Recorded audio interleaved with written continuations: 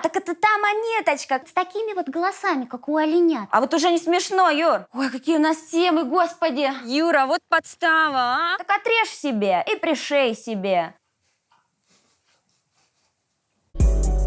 Юрий будет дуть, дуть будет Юрий. Лиз, Юр, мы в горах. это правда.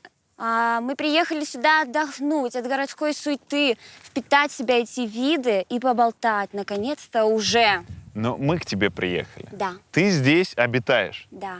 А как давно? Я купила здесь дом, наверное, ну, в общем-то, в Новый год. Получается, сколько? Полгода назад-год. Вот так. До этого я часто сюда приезжала, ну, что-то писать, брала с собой синтезатор, какой-то маленький чемоданчик, и приезжала просто там, типа, 1-2 недели просто побыть в одиночестве, потому что это какое-то для меня место силы, такой уединенности, и местами здесь плохо работает интернет, и это тоже мне очень нравится. И я подумала, так если мне здесь так нравится, почему бы не вложить в это все свои накопления? О, дорого? Ну, вообще дешевле, чем как бы стоят здесь обычные дома, потому что мы купили старенький маленький домик, и там у меня такие у соседей роскошные дома из каких-то брусов, да, вот это вот все так красиво. А мой стоял там такой маленький дурачок смешной. Вот, поэтому было не очень дорого, но мы с папой сразу начали его ремонтировать, меняли крышу, облицовку, сносили стены, и получилось очень даже мило и уютно.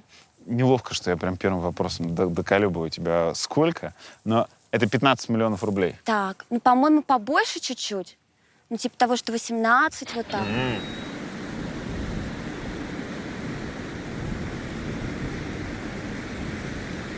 Дело в том, что для глаза и для мозга очень важно и очень полезно смотреть в далекую точку, которая находится там, допустим, десятки, сотни километров от наблюдателя. Это очень важно для психики краешек человека. горы, например, И в городе у нас просто нет возможности делать это, так тренировать свой глаз и мозг, потому что, ну, все заставлено. Где ты посмотришь на 100 километров вперед через пустоту, через воздух? Нигде. А здесь вот можно. И вообще, очень сложно всегда возвращаться отсюда в Москву. Я сразу впадаю в какую-то депрессию на какое-то время, потому что очень плохо, очень грустно, и прям давит на тебя твоя вот эта квартирка московская.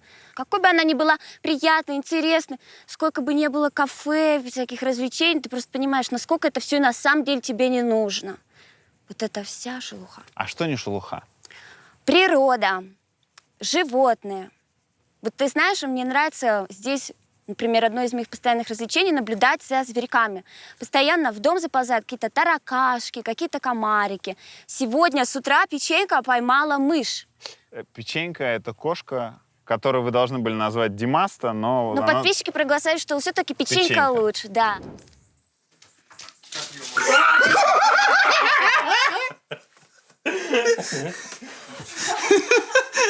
Серег, ты так ускакал. Что случилось? Подкинула ее на полтора. Блин, давайте что-то сделаем. Давайте возьмем кота, чтобы мышка убежала, да? Ах уж эти городские кошки, не знаю, что делать с мышами. Она просто развлекается, она смакует.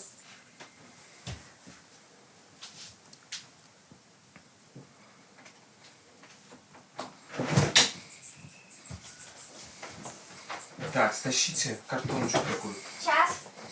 Молодец, Печенька. Печенечка, молодец. Ну ты какая. Хорошая. Прям Том и Джерри. Пойдем тебя покормим. Кс-кс-кс. Пойдем. Заслужила. Кс-кс-кс. Поймали мышь. И вы отпустили? У вас тут уголок гуманизма, да? Конечно.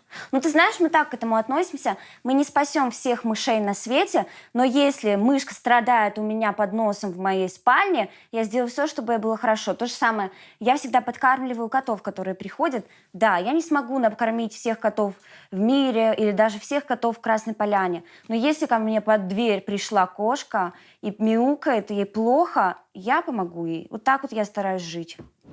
И свет погас, и гром готов, и мне Клауд грустно. В стране есенинских стихов закончилось искусство. Где ты написала «Гори, гори»? Я писала припев давным-давно в Москве, когда я готовилась к своему альбому «Раскраски для взрослых». Эта песня должна была войти туда, но я никак не могла найти припев. что-то подставляла. Думаю, то ли это будет песенка пионерская, детская, то ли что-то еще. И потом случились вот эти события в Сибири, и меня они просто так растрогали. В Сибири горели леса. Да, Все именно прошлое это всё. лето.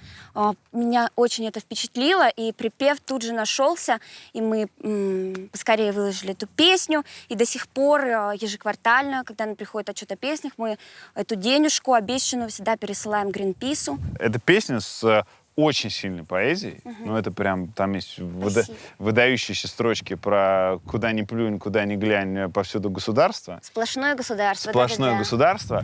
Правильно ли я понимаю, что после этой поэзии с тобой связался великий русский режиссер Александр Сакуров? Да, да, это было так, и меня это очень впечатлило. И, ну, начнем с того, что, во-первых, мне очень нравится «Русский ковчег», и песня «Русский ковчег» имеет много прямых отсылок. Разбитый ковчег смывается нам, и вечно жить нам, и вечно плыть нам. И я видела какое-то интервью с ним, где ему показывали этот трек. У Коли еще не поздно, да? Ну вот не знаю, как-то ему не очень, короче говоря, понравилось. И меня это немножко так расстроило. Ну, я привыкла, ну, всех свое мнение, окей, ничего страшного, никак там не оскорбляю, ничего. И потом после этой песни он позвонил мне, там очень долго мы договаривались, чтобы созвониться. И обычно, когда какие-то люди из творческой среды звонят мне, там, режиссер или кто-то еще, ты всегда ожидаешь, что они что-то хотят от тебя. Предложение. Ну да, там, вот, например, какой-нибудь журнал на тебе прописал, какие-то статьи дурацкие, и потом они звонят и говорят: слушайте, мы все почистили, мы очень извиняемся, давайте все-таки, может быть, сделаем шаг друг к другу и запишем какое-нибудь интервью, пообщаемся, помяукаем, короче говоря. Вот, и здесь как бы ты инстинктивно ждешь такого же, а человек просто позвонил, ну, как бы, что ли, попросить прощения, сказать: я был неправ. И это так величественно, это так прекрасно. Я не знаю, есть ли, много ли сейчас у нас таких режиссеров? Я думаю, нет. Люди, для которых важно извиниться, если они были неправы, и он не делал это никак, не публично, ничего. Ему было просто важно сказать это мне. И меня это так восхитило, в этом было что-то такое очень достойное и благородное. Извини, все, здорово, мне очень понравилась песня. Спасибо, до свидания, Лиза, все. Ничего никому друг от друга не нужно. Мы просто достойные люди. Ненадолго переместимся с чудесной сочинской природы в помещение. В этой интеграции мы рекламируем Tefal OptiGrill Elite, который нам подогнали наши кореша из Эльдорадо. Этот гриль уже давно стоит на кухне нашего Сереги Лынкова, и он убеждает, что там можно легко и вкусно приготовить даже таким бедовым поварам, как я. Я попробую приготовить стейк из семги, а Серега, наш гуру гастрономии, будет готовить стейк из говядины. Я умею делать яичницу, кашу, отварить сосиски, пельмени. Все, включаю. Так, я, значит, выбираю рыбу, да? Рыба. Так, надо ништяками сейчас наполнить все. Массаж рыбе. Делаем массаж. Разогрелась.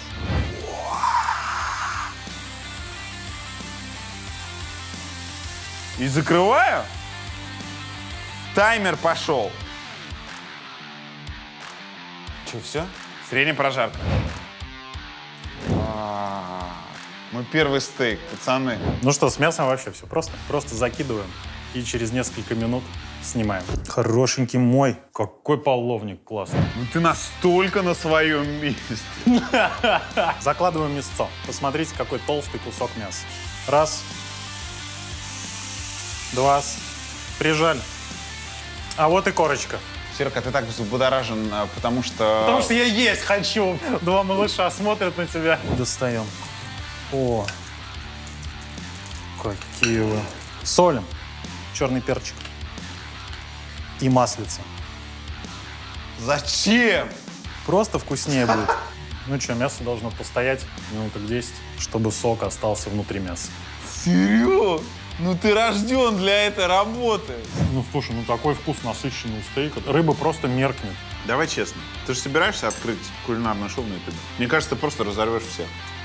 Вот несколько причин, которые делают этот гриль удобным. Он очень умный, сам определяет толщину стейка и задает время для необходимой степени прожарки. Здесь очень простое управление. На дисплее в процессе приготовления появляются пошаговые подсказки, а как только стейк готов, раздается автоматический звуковой сигнал. Есть специальная функция создания идеальной корочки. Стейк получается прожарки медиум, но с красивой корочкой сверху. Продуманная форма. Благодаря наклону рабочей поверхности и большому поддону весь лишний жир стекает в поддон. И стейк по-настоящему жарится, а не варится. Также отлично подходит для рыбы, морепродуктов, курицы и овощей. В нем 12 автоматических программ для разных продуктов и способов приготовления. Ну а на сайте Tefal можно скачать авторские рецепты. Купить такой гриль по самой выгодной цене можно в Эльдорадо. А с промокодом ВДУТЬ2000 это будет еще дешевле. Не 19 990, а 17 990 рублей только на eldorado.ru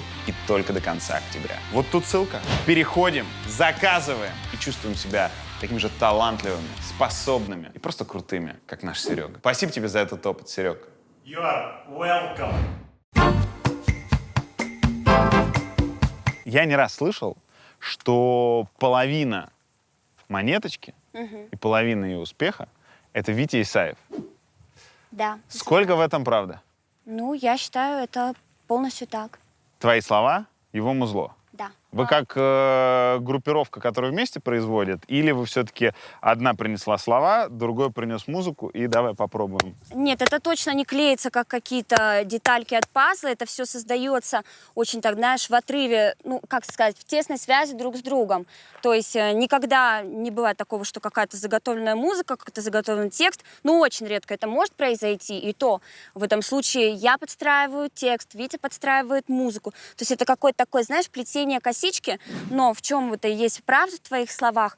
Я уверена, что если ты нашел талантливый человек, с которым ты хочешь работать, нужно позволить ему это делать, нужно позволить ему работать. Поэтому я никогда не буду Вите говорить какие-то наставления, советы, и даже по каких-то пожеланиях я очень скудна по поводу музыки. Точно так же он относится к моим стихам, то есть мы уважаем творчество друг друга и доверяем друг другу по этим вопросам. А в каком году тебе Лиза написала?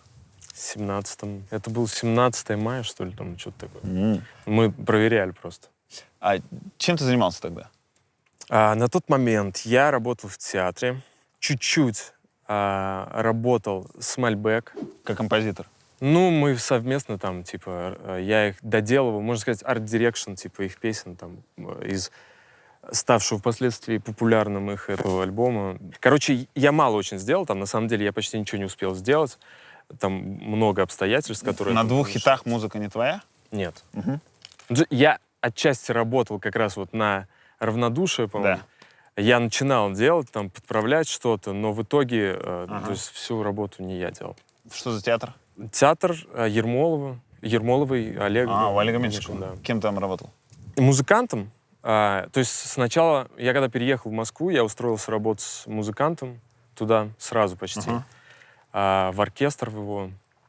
Ну и как бы ты участвуешь в таких представлениях. Ты играешь, двигаешься там что-то. В его спектаклях оркестр сидит там на сцене. У него есть спектакль, он называется «Медь». И ты вот там прям вот присутствуешь во всем этом. Ты живого Сашку Петрова видел, наверное? Видел, я играл с ним в одном спектакле. И с ним, и с Кристиной Асмус «Гамлет». Играл как музыкант? Как музыкант. Вот там как раз нет музыкантов, типа. Правда, там есть сцена, единственная, где мы выходим на авансцену, и мы передаем мертвое тело Офелии. Это Асмус мы каждый раз передавали. Правильно ли понимаешь, что встреча с Лизой тебе прям изменила карьеру? Она мне помогла в том плане, что она сделала из, наверное, человека, подающего, типа, надежды какого-то там, типа, человека, который справился. Вот так вот. Шурик Горбачев в «Медузе» писал: их сотрудничество — наглядный пример того, какую роль может играть хороший продюсер. Витя БЦХ дал монеточке грув, высветил всю неотразимую ясность ее мелодии и поместил голос в оптимальное звуковое окружение. Ты и правда все это делал? Ну, я так умно написано просто, что я вот прям представляю, мне интересно представить, как вот выглядит то, что смотришь такой, так, Пожалуй, должен высветить всю ясность ее мелодий Да и нет, поместить голос в звуковое окружение.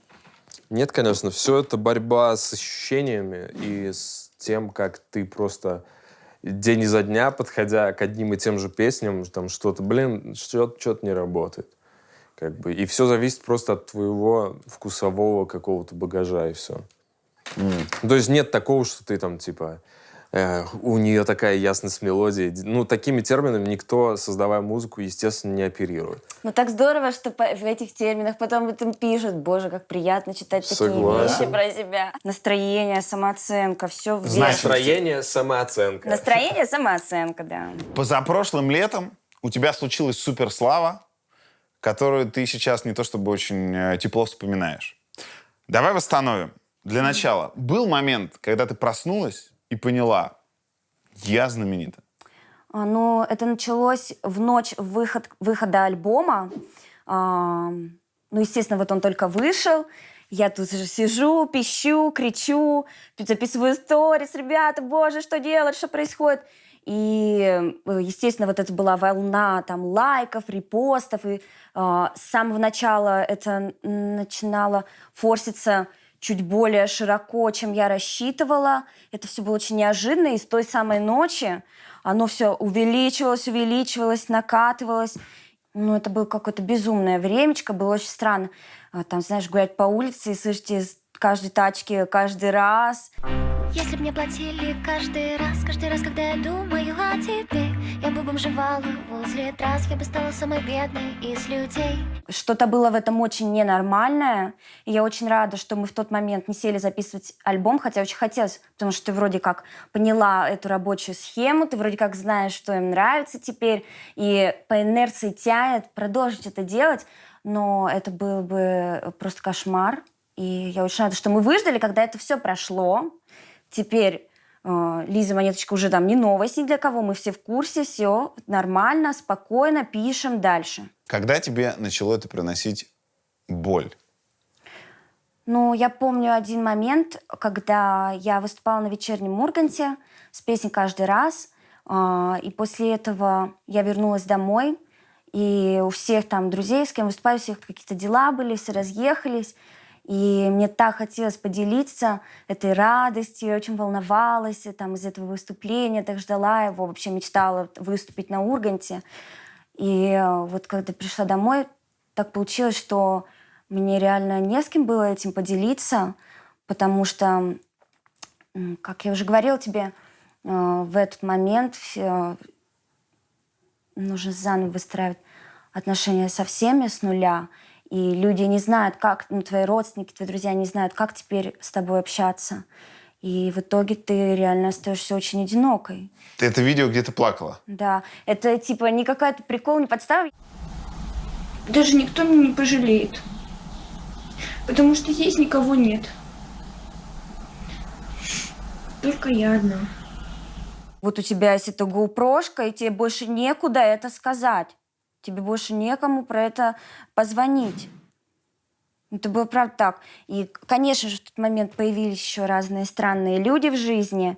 И не все... Это какие? Что такое странные люди? Это люди, которые предлагают тебе очень много, обещают очень много, прекрасно с тобой общаются, очень вежливые, всегда приходят на помощь. Это не казалось мне странным. И только теперь я, наверное, хоть как-то научилась отличать людей, которые искренне относятся ко мне, тех, которые что-то хотят. А приведи пример, род занятий этих людей. Например, какое-то время я работала там с менеджером, с человеком, который очень непорядочно поступил. И до сих пор из разных мест мне прилетает... То есть, типа, есть какие-то люди, обиженные на меня, с которыми я даже не общалась, не контактировала и была не в курсе, что с ними ведется общение. И это все нужно расхлябывать мне теперь. И это правильно, это была абсолютно моя ошибка. Я не виню в этом никого, кроме себя. Просто очень легко было ко мне в тот момент подкрасться, потому что у меня вся семья тогда была в Екатеринбурге. Мне очень не хватало какой-то поддержки, внимания, заботы. У меня, например, знаешь, типа, у меня было разбито окно. потому что я однажды застряла на балконе. Ты подробно рассказала во вписке, как это было. Да. Ты была на балконе, закрыла дверь, захлопнула, да? Да, я захлопнула дверь. И вот эта задвижка, вот эта маленькая штучка наверху, она, видимо, от ветра или от чего-то еще опустилась. И я оказалась заперта. Я обмотала, у меня получилась такая здоровенная базука, культяпка. Я прикрылась шторкой, вытащила вот эту шторку сюда, закрыла лицо и начала дубасить в стекло. У меня получилось разбить это стекло, и я вся дрожа вытащила стекла и вылезла наружу. Да. Сколько ты с ним жила? Я думаю, я жила недельки 1.5 с разбитым окошком, и мне было очень холодно, и поэтому я надевала шапку. Ну, это было летом, но все равно ночь было холодно, я спала в шапочке, потому что мне просто, это нужно подождать. Вот тебе говорят, мы можем отремонтировать вам окошко с 12 до 6, а там как раз было куча этих съемок, у меня просто физически не получалось, и я не успевала, и не могла это организовать, рядом не было никого. Представляешь, как легко подкрасться к такой девочке? Залатаешь ей ее окно, починишь дверь, подставишь плечо, все, она твоя. И так со мной, в принципе, и происходило. Это кто к тебе так подкрался? Так подкрался ко мне. Ну, я не хотела бы говорить слово «подкрался», потому что все-таки это был выбор и мой. Так было с моим менеджером, и так было с молодым человеком, с которым я тогда встречалась. Менеджер — это Женя Крамер? Я не хочу говорить имена и все такое. А парень — это Егор? Я не хочу говорить имена. Окей, но на это я все равно потом выйду, хоть и коротко. Еще ты говорила, у тебя там была серия мероприятий, ты выступала на Кинотавре. Ты говорила, все эти приглашения на тусовки выглядят так, как будто в меня тыкают, как в новую обезьянку. Да, было это такое новая ощущение. модная обезьянка, и это не очень прикольное ощущение. Как это происходило? Почему обезьянка? Я видела, как люди общаются со мной, как они подходят к тебе в гримерку, хохочут, и прям напрямую, так это та монеточка, которая вот та-та-та, так это та. И ты такая, я, если что, здесь нахожусь, в третьем лице, вот так вот говорить. Это было не очень приятно, и там человек делает какое-то селфи, снимает видео, вот, смотрите, я развлекаюсь с молодежными певицами, и исчезает из твоей жизни навсегда. Не совсем комфортно и приятно это было. Это правда, что про тебя собиралась снимать документальный фильм компания Александра Роднянского? Да, было такое дело. И даже начала это делать, Да. вроде бы. Почему не получилось? Как я тебе уже объясняла, это был очень странный период в жизни. И помимо того, что и так происходило много странностей вокруг, рядом со мной появились постоянно вот эта камера, режиссер, оператор. И сначала это как-то забавляло и прикалывало меня, но потом мне стало жутко тяжело от этого. Я поняла, что я просто не справлюсь. И по моему желанию это все закончилось. Легко закончилось? Нет. Потому что, я думаю, я неправильно поступила в том, что поручила разобраться с этим своему менеджеру. То есть я как-то начинала этот разговор, но они очень уговаривали меня остаться, и я просто не находила себе сил поставить эту финальную точку, проявить какую-то, понимаешь, серьезность, уверенность в этом. И я поручила это человеку, и я опять-таки не знаю, как происходило это общение, но в итоге, как я понимаю, на меня осталась обида. Я писала, извинялась. Не знаю, может быть, что-то еще исправится, но я осознаю, что поступила, конечно, неправильно. Ты говорила, что много плакала тогда. Да. У меня сейчас волос застрял в глазу. Слушайте, слишком драматичная сцена какая-то получается. Да, правда, очень жалко мне себя, вспоминаю в то время. Я очень рада, что это закончилось. Хоть это был самый, знаешь, больше всего цитирований, быстрее раскупаются билеты, но я безумно счастлива, что это закончилось. И сейчас я могу спокойно, обдуманно, не торопясь, писать свою музыку. У меня очень ограниченный круг общения моих друзей. И, я так благодарна, что это наконец-то такую форму приобрело. Юрий будет дуть, дуть будет Юрий. Почему тебе так нравится трек Моргенштерна «Я съел деда»?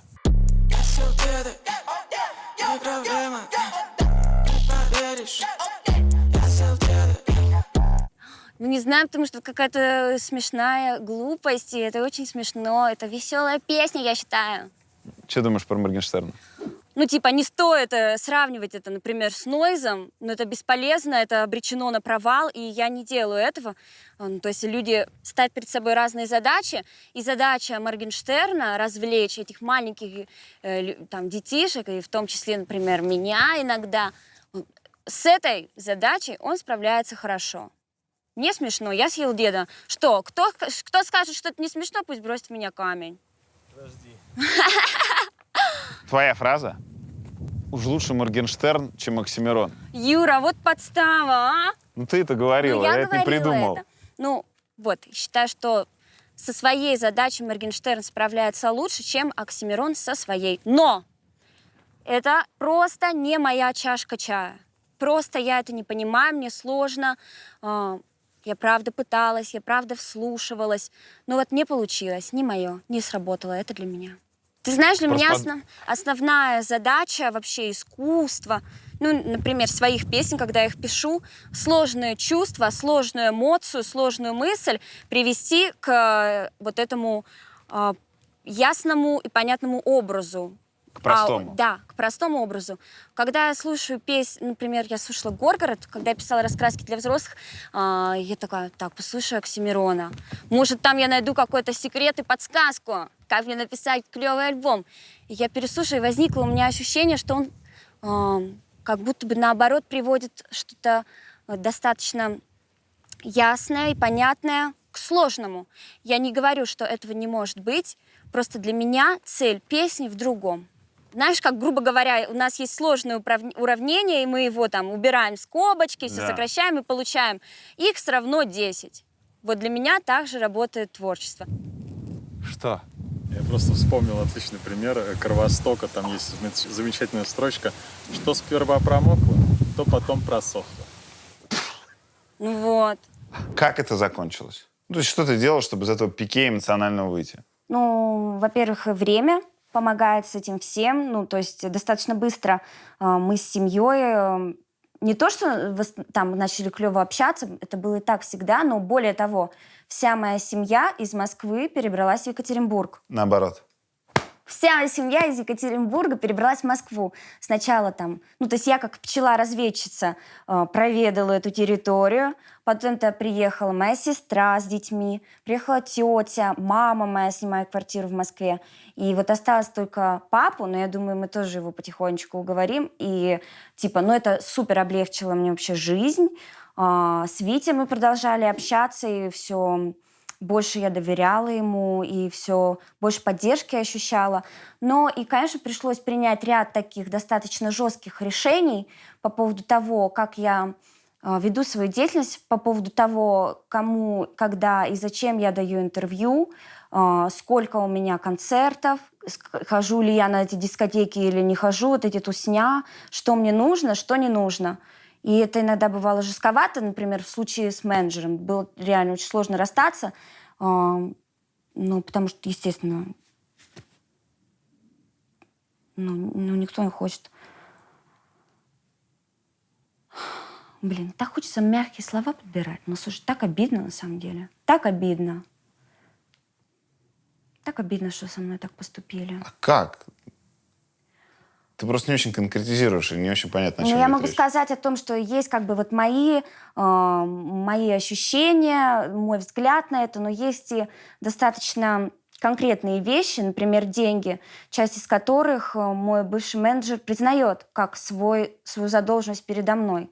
Но я даже эту как бы признанную обеими сторонами задолженность не могу получить. Вот, это обидно. То есть он тебе должен денег, но не возвращает. Да. Ну, там как бы ты можешь у разных людей поспрашивать о том, как с этим человеком происходят дела, и я, ну, далеко не единственная, кто с этим столкнулся. Но я стараюсь относиться к этому по-философски. Какой-то очень важный жизненный урок мне был таким образом преподнесен, и он мог бы быть преподнесен гораздо более жестко и стрёмно. Поэтому я, знаешь, не несу себе эту обиду, а то это вообще, знаешь, можно разболеться и помереть. Тебя чуть-чуть подкидывали на деньги. Да. То есть ты недополучала то, что должна была получить. Да, и до сих пор я не получила даже то, что в ходе долгих переговоров было признано им и мной, и им как долг, который я должна получить. А он не возвращает, потому что не может вернуть? Ему не с чего или потому что не хочет? Это остается только догадываться. Ребятки, это антистресс-стол? Да, можно так сказать. А ты попробуй, ты проверь. Я, честно говоря, никогда такого не видел. При том, что у меня килограммы лего по понятным причинам в доме находятся, но вот такой удобной штуки я не видел никогда. Ты знаешь, я увидела в музее в одном, типа вот выставка, и для тех, кто устал, хочет отдохнуть, стоит вот такой лего-столик. И я так впечатлилась этой идеей и поняла, если у меня когда-то будет в жизни дом, в нем будет лего-столик. И все гости будут собираться в круг и собирать забавных зверюшек. Опа! Алло, кто звонит? Тук-тук-тук. Мама теперь твой менеджер? Да. Или один из менеджеров? Ну, у нас, получается, работа идет вчетвером. Мы с Витей такая креативная составляющая. Мы спускаем задания туда, что ли, вместе что-то придумывая. Или если это касается только меня, то это я делаю. А Максим с мамой это реализует. Максим с точки зрения пиара, а мама с точки зрения... Ну, там вот это, как сказать вот это, Максим, правильно? Орг вопросов. Ну да. А мама занимается конкретно юридическими и финансовыми вопросами. Очень долго мы к этому шли. С самого начала пытались работать вместе. Сначала не получалось, потому что очень сложно работать с мамой. Это, правда, не просто. Как-то мы научились очень четко это разделять. То есть я могу быть суперсерьезной, строгой, там, требовательной, могу что-то возмутиться, поменять условия. Мы спокойно говорим про деньги и все такое. И там, ну, все, хорошо. Мам, а теперь скажи мне, где взять красную воду для борща? Вот. Красную воду для борща? Красную воду для Расскажи, борща. где она берется? Не знаю. В каком магазине она продается? А каково это, когда мама знает, сколько ты зарабатываешь? Но это лучше, чем когда какие-то незнакомые люди знают, сколько ты зарабатываешь. Это гораздо более комфортно. И еще у нее просто есть действительно эта предпринимательская жилка. То есть все то время, там, что я росла, у папы вот своя работа, он работает строителем, инженером, а у мамы постоянно какие-то штучки. Появились интернет-магазины, она откроет интернет-магазин, это закрыт, что-то другое, турагентство, ля-ля-ля. И все у нее, в принципе, было удачно, то есть ни одного провала не было. Деловая леди? Да, и поэтому мне очень приятно, ну, я чувствую, что мои деньги в безопасности. На что ты их тратила? Ты купила дом. Да, это самая большая покупочка и самая приятная.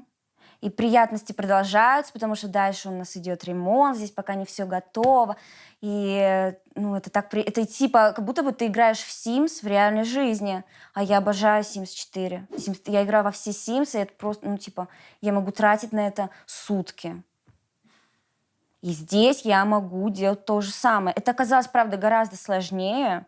Очень много вопросов. Например, вот мы делаем эту кухню. Боже, сколько мы сидели в магазине 3 часа. Потому что все классно, можно расставить кухню по-любому, но холодильник не должен стоять рядом с духовкой. Вытяжка должна быть над духовкой. Значит, и духовка, и вытяжка должны быть около окна. Но раковина не может... Ля-ля-ля-ля-ля. Это такая, господи, за что мне это? То про мамину предпринимательскую жилку. У нас квартира в хорошем районе, и мама мне рассказывает очень смешно. Район Ботаника. Да. Блин, ничего себе. Ты знаешь, что... Мы любим Екат. Очень Я любим. тоже очень люблю Екат. В общем, у нас квартира такая объединенная из 2 квартир. И, в общем, для того, чтобы получить эту квартиру, нужно было заключить сделку с 5 сторонами. То есть нужно было, чтобы эти 5 сторон в один день пришли. И моя мама ходила, в некоторые места она ходила каждый день и просто спрашивала, ну что, как вот с этим вопросиком, вот бумажечка, ля-ля. На следующий день приходит, вот бумажка, ля-ля. И таким образом она сама сделала вот эту нам квартирку. Просто потому что она много бегала, суетилась, раз, тут, там, сям. И вот квартирочка. Я ее за это обожаю. Я так не умею. Ты из Ульяновска, да? Да.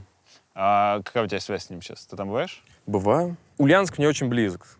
Ну, то есть он всегда будет для меня таким главным городом, в котором ты не можешь пройти по улице и не вспомнить что-то, не увидеть там каких-то... Тебе нравится название Ульяновск? Или ты... Да я привык, на самом деле, к этому названию. Ну, то есть я помню всю сознательную жизнь разговоры про Симбирск. На самом деле я даже учился в гимназии номер 1. Это гимназия, в которой вот Ленин учился. Она разделена на два здания. Младшая школа и старшая. И в младшей школе, ну, я не знаю, там, тебе сколько лет? 33. 33, мне 32. То есть это бэби-бум, типа, вот это все дела. Много классов, типа, 6-7 классов. И на нас не хватило мест, и мы учились в музее. И мы сидели за царскими вот этими партами с портретом царя, там в классе, где Ленин учился, там, где он сидел. Потому что вот тогда можно, в 90-х можно было. Ульяновск в 96-7 году, когда я учился вот в этой младшей школе, это еще жизнь по талонам. То есть надо понимать, что нам давали еще тогда талоны на еду. Это иностранцы, типа, приезжающие в школу, приходившие, типа, и такие: ой, да какие дети, там, дающие тебе бейсбольные карточки, типа. Я даже не знаю, что такое бейсбол, зачем мне бейсбольная карточка, ну, типа, весело в целом, то, что... И вопрос постоянный. Вы знаете, кто такой Ленин? На местном телевидении, например, в школу придут. Дети, сегодня там день революции, там, Великой Октябрьской. Вы знаете, кто такой Ленин? Ты такой, ну, у нас всех учили заготовленную фразу: «Ленин — это вождь мирового пролетариата». Позже, когда мне эту фразу спрашивали, когда я учился в музыкальном училище в Ульяновском, подошли с тем же вопросом: знаете, кто такой Ленин? Я сказал: Ленин — это маленький лысый засранец. В принципе, меня устраивает эта формулировка и по сей день. Ты ходишь к психоаналитику? Да. Давно? Я думаю, я хожу уже полгода. И мне очень нравится эта тема. И вообще, ты знаешь, как-то я в жизни даже не встречала таких людей, которым, как мне кажется, не стоило бы заниматься с психоаналитиком. Я считаю, это такая очень полезная штука для любого человека. И, ну, не знаю, я чувствую, что это как-то немножко ускоряет такое эмоциональное развитие мое. И мне так легче взрослеть. Типа гимнастика для ума? Не то чтобы гимнастика для ума.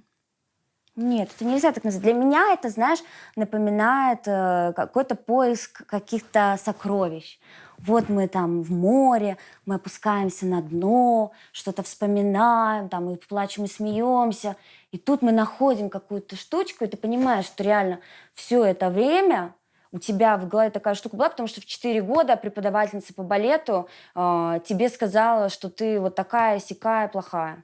И у тебя ее взгляд на всю жизнь остался с тобой. Знаешь, как мы это заметили про балет? Просто я разговаривала со своим психологом, он говорит: ну почему? Вот что тебе не нравится? Почему ты не можешь сделать этот поступок? И я такая: ну, иногда мне кажется, что да, все получится. А потом я думаю: Лизочка, ну что ты взяла? Ну что ты взяла? Что у тебя... Он говорит: стоп, это что за голос? И мы вспомнили, что это именно тот тон и та интонация, с которой мой преподаватель по балету Тамара Эльфредовна, великая и ужасная женщина, которая на всю жизнь в моей вообще памяти отпечаталась. Вот она, вот та ля-ля-ля. Вы не общаетесь с Тамарой Эльфредовной? Нет. Ты пошла, когда тебе было плохо, или ты пошла, чтобы попробовать что-то новое? В общем, сам в детстве у меня стоит диагноз, который есть у всех, наверное, у всех людей моего возраста, которые живут в городах, это ВСД. Вот. И Как это переводится? вегетососудистая дистония. Это такая штука, которую даже не лечат, типа прописывают глицинчик и все. Но на самом деле на Западе, например, нет такого термина, как ВСД. И под этим сокращением скрывается около 6 разных диагнозов, некоторые из которых могут быть очень серьезными. И только когда я приехала в Москву, я стала с этим разбираться, обнаружила какие-то проблемы. Сейчас я продолжаю принимать лечение для всего этого, и мне очень это все помогает, очень нравится мой врач. Жалко, что в Екатеринбурге не оказалось такого врача, который захотел бы внимательнее поизучать меня. Это очень все обидно, на самом деле. Вот. И как часть этой терапии, этого лечения, мне посоветовали пойти к психологу. Когда ты переживала эту славу, была ли у тебя звездная болезнь? Ну, на тот момент мне, конечно, так не казалось, но когда я смотрю некоторые свои интервью, например, ту же самую вписку, у меня такое ощущение, что эта девочка немножко там, ну, что-то она маленько помешалась на себе. Улицы шепчут, что с твоей стороны были признаки такой звездной болезни. грубила организаторам, немножко с презрением относилась к окружающим. Вранье или было? Ну, по крайней мере, люди мне в лицо всегда отзываются о моей работе на площадке, в туре, как о чем-то очень комфортном, приятном. И я никогда не слышала и стараюсь себе не позволять таких вещей. Я не припомню каких-то таких ситуаций. Грубить? Да я просто, ну, типа, я немножечко даже я бы просто побоялась кому-то грубить. Мне страшно было бы. Я могу Максиму на ушко так, типа, Максим, давай попросим, та-та-та-та. И он очень мягко, дружелюбно, его обожают все люди на свете. И мне очень приятно, что сейчас меня, ну, типа, мое лицо, вот такой чудесный, светлый человек. На самом деле много чего говорят, даже Витя. Когда мы с ним начали работать, Витя рассказывал, что ему разные люди начали говорить, что Монеточка, так она же ЧСВ, так она же что? В тот момент, ну, так просто было бы странно быть ЧСВ. Ну, то есть там не было никаких даже причин для этого. Да. Ну, поэтому, знаешь, иногда говорят, нет дыма без огня, а я вот думаю, может быть, и бывает дым без огня. Юрий будет дуть, дуть будет Юрий.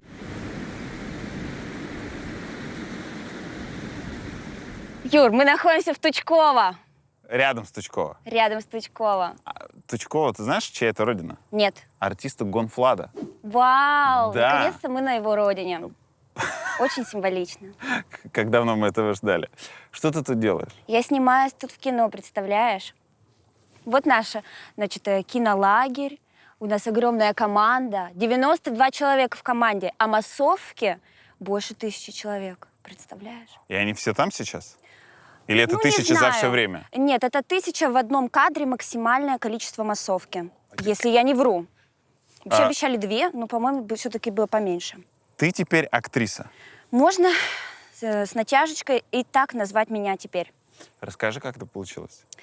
Ну, мне время от времени кидают какие-то там сценарии, ну, не так уж, что прямо часто, но бывает. У кого-то возникает идея снять меня в своем кине. И мне все не нравилось. И здесь, наконец-то, я нашла сценарий, который мне очень понравился, который меня очень рассмешил и также показался мне очень умным. И я сходила на пробы. Мне там сначала не понравилось. Я сказала режиссеру: Илья, пожалуйста, давай мы сейчас просто друг дружке натратим время, все мы делаем неправильно, я здесь лишняя и чувствую себя не в своей тарелке.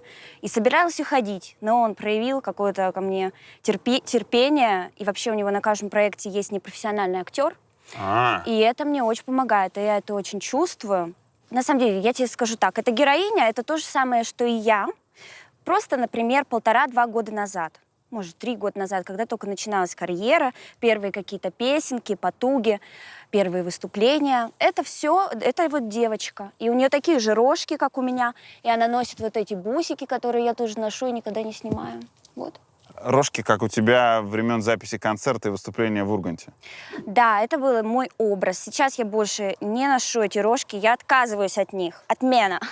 Они мне больше не нравятся. Я их переросла, знаешь? Серьезно? Да. Я больше не шучу и не играюсь в эти игры. Звучит ужасно. Можешь объяснить людям, чем хорош Сокуров? Понятно, что это честь и совесть русского народа, но с точки зрения кино не все могут его смотреть. Почему тебе зашел «Русский ковчег»? Ну, не буду врать. Первоначально мы посмотрели этот фильм в Авгике. Так как я учусь в институте, хоть и на заочке, все равно там время от времени появляюсь, и нам обязательно показывают разные фильмы. И среди всего того, что нам показывали, меня очень впечатлил его фильм. Во-первых, я считаю, это очень красиво, это очень тонко, аккуратно, это мастерски, детально сделанный фильм. В нем нет ни одного лишнего слова, как мне кажется. И ты знаешь, мы так привыкли восхищаться какими-то голливудскими работами, где все снято одним кадром или тогда. Но у нас это тоже есть, и вот оно. Ну и вот эта фраза «и вечно жить нам, и вечно плыть нам». Так заканчивается этот фильм. Если смотреть это целиком, то это простая фраза. Знаешь, я очень люблю, когда слова неизбыточны. Когда ничего лишнего не сказано, и все сводится к какому-то простому, понятному, все самое сложное, большое сводится вот к такой простой, ясной фразе, которую понимает каждый человек. И режиссер Илья Аксенов. Да. А Жора Крыжовников, он продюсер. Креативный продюсер. И еще у нас есть Леша Казаков, это автор сценария, но все эти 3 человека практически, ну, довольно часто бывают все втроем на площадке, и они все втроем руководят нашим процессом. Змей Горыныч такой. Да, это очень интересно наблюдать. Это все всегда непросто, когда так много авторов. А сюжет дочь музыкант везет батю на Грушинский фестиваль. Ну, скорее наоборот. Я там ведь не то, что какой-то лидирующий персонаж. Это наоборот. Отец нас, свою семью, своих детей везет на Грушинский фестиваль исполнять свою мечту. У него была мечта спеть эту песню.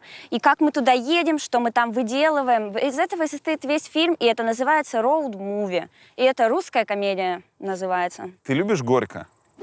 Да, если честно, да. Я очень люблю этот фильм, и мы с моей семьей очень часто его пересматривали, когда он только вышел. По-моему, это очень смешно и клево, и я не поддерживаю в этом вот современные, знаешь, бэдкомедиан и все такое. Нет, я думаю, это очень смешной фильм. А ты?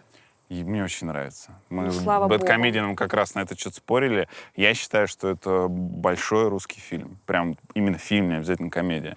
Ты знаешь, это действительно, все его претензии, я думаю, имеют какое-то основание. Просто когда фильм по-настоящему, ну, когда фильм клевый, тебе в жизни в голову не придет придираться к этому, искать эти нюансы, какие-то штучки маленькие. Ты просто наслаждаешься. И у меня получилось вот так легко воспринять кино «Горько». Витя, какой самый неожиданный и приятный респект прилетал тебе, как композитору?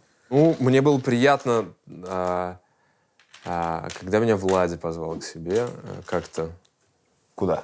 В свой респект. Он типа позвал в офис Респект Продакшена, чтобы я там каким-то артистом его занялся, новым там.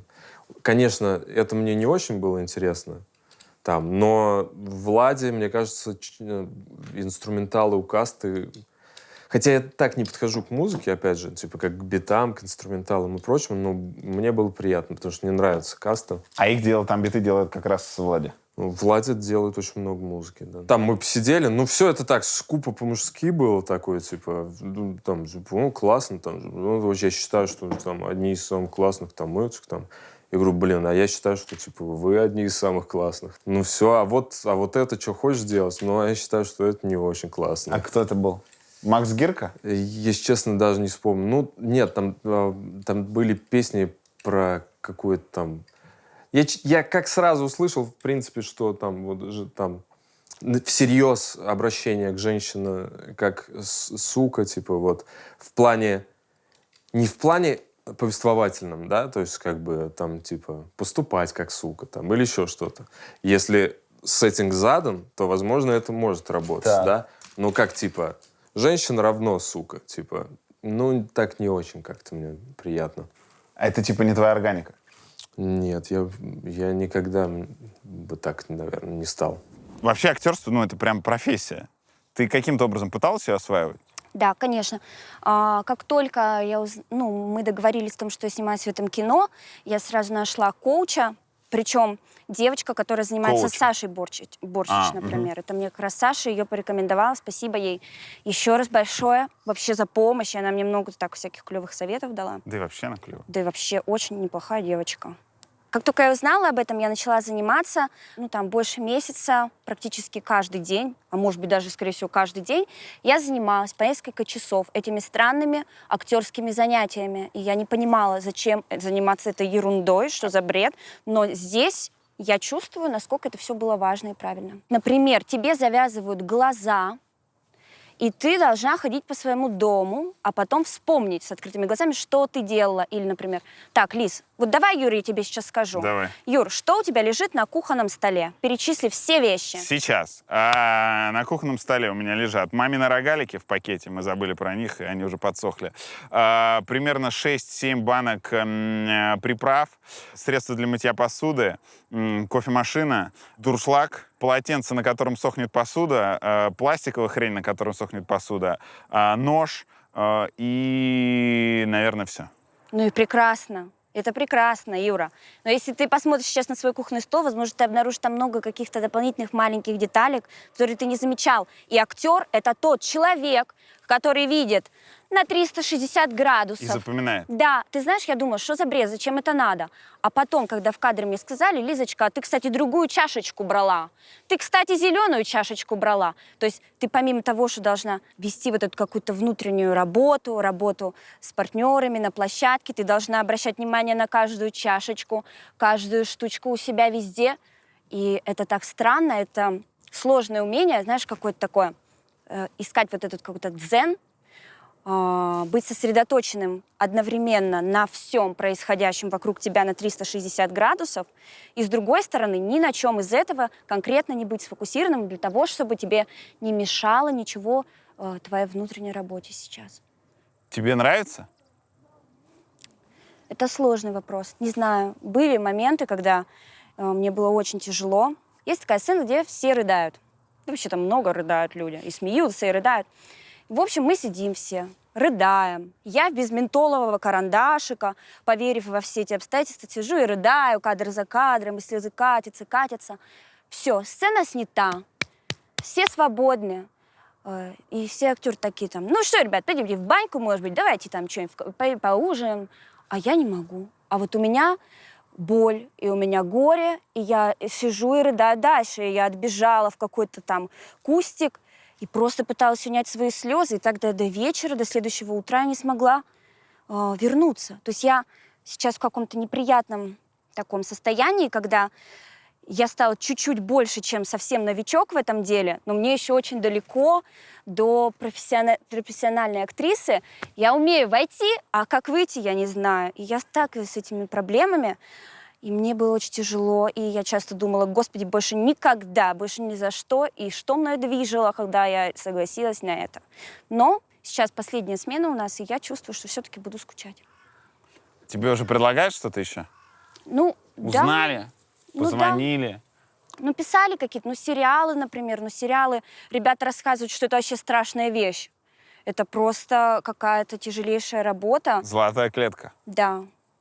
Поэтому я не знаю. Я думаю, что я, может быть, соглашусь в итоге, если мне предложат какое-нибудь, знаешь, странное, артхаусное, очень-очень авторское кино, я все-таки забуду всю свою боль и все свои мучения и соглашусь. Ну, а так, конечно, нет такого в планах. Я не люблю что-то делать, не будучи уверена, что я профессиональна и хороша в этом. Ты дружила с Гречкой. Было. Вы сделали парные татухи. Было. Вообще-то все мои татуировки парные, если что. И более того, интересный факт обо мне. Я никогда в жизни не отказывала ни одному человеку в парной татуировке. Для обложки отлично будет фотография, да. Сейчас, обсмотри камеру. А это в паре с кем?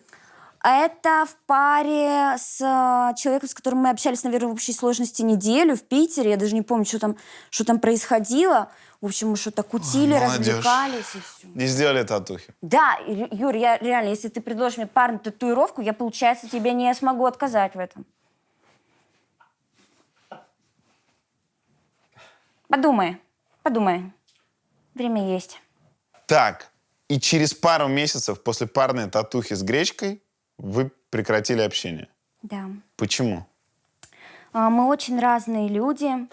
Мне очень сложно было... очень интересно общаться с человеком, который находится в похожей ситуации, как у тебя, и вы можете обсудить какие-то штуки. В принципе, с ней же тоже произошел вот этот вот... мы выступали на одних мероприятиях, вокруг нас были одни и те же люди, это одни и те же какие-то тусовочки, все такое. Это было интересно, но все-таки мы очень-очень разные, и в какой-то момент мне стало сложно Настю понимать, и я думаю, ей тоже меня, и как-то это все произошло, просто мы перестали общаться.